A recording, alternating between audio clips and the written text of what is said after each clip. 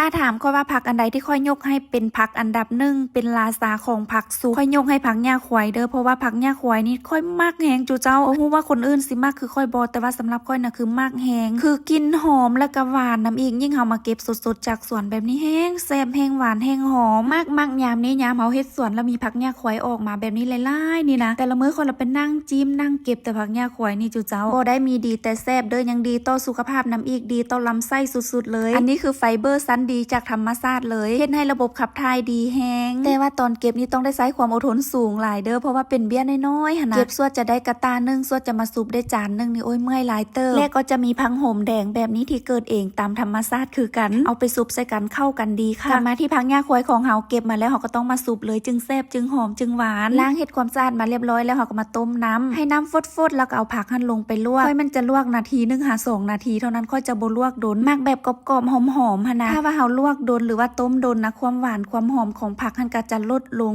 ประเภทสุปผักนี่นะเฮาจี้มักเผ็ดแห้งหรือว่าคั่วมักเผ็ดแห้งแบบนี้ใส่ใหม่ๆนะจะหอมแล้วก็แซ่บกว่าเฮามาจี้มักเผ็ดดิบใส่และอีกอย่างนึงนั่นก็คือมะงาเอามาคั่วหอมๆใครจะใส่ถั่วดินนำก็ได้เด้อมักเผ็ดที่เฮาคั่วหอมกรอบดีแล้วก็มาตำเฮาจะบ่ตำแหลกหลายเนาะตำประมาณนี้ตำมักเผ็ดแล้วก็มาตำมะงาแนะนำให้ตำใส่เด้อจึงหอมถ้าแม่นเฮาโหยใส่เลยก็จะบ่หอมและนี่ก็คือเครื่องซุปของเฮาก็จะมีหัวหอมบัวหัวกระเทียมแล้วก็มีขิงมาจี้ให้สุกดีๆแล้วก็มาแกะตำตอนตำนี่เฮาจะใส่เกลือลงไปน้ำน้อยนึงส่วนไผจะซุปใส่ปลาแดกก็บ่ต้องใส่เกลือเด้อเพราะว่าผักนี่ไว้ต่อความเค็มขนาดเลยสำหรับเฮาแม่นเฮ็ดสุปผักจะบ่ใส่ปลาแดกเด้อจะปรุงใส่แค่เกลือแป้งนัวแล้วก็เครื่องหอมที่เฮาตำใส่หั่นแล้วก็ใส่มะงาใส่เครื่องทุกอย่างลงไปแล้วก็คนๆซาวๆให้ทุกอย่างเข้ากันดีๆซาวทุกอย่างเข้ากันดีๆแล้วก็ซิมเบิ่งอีกเทื่อนึงบ่พอดีหยังก็ปรุงใส่เพิ่มปรุงให้ได้รสชาติตามที่เฮามักสำนี้ก็เป็นนั้นว่าแล้วสุปผักหญ้าควายของเฮามื้อนี้มาทุกคนมากินนำกันเด้อ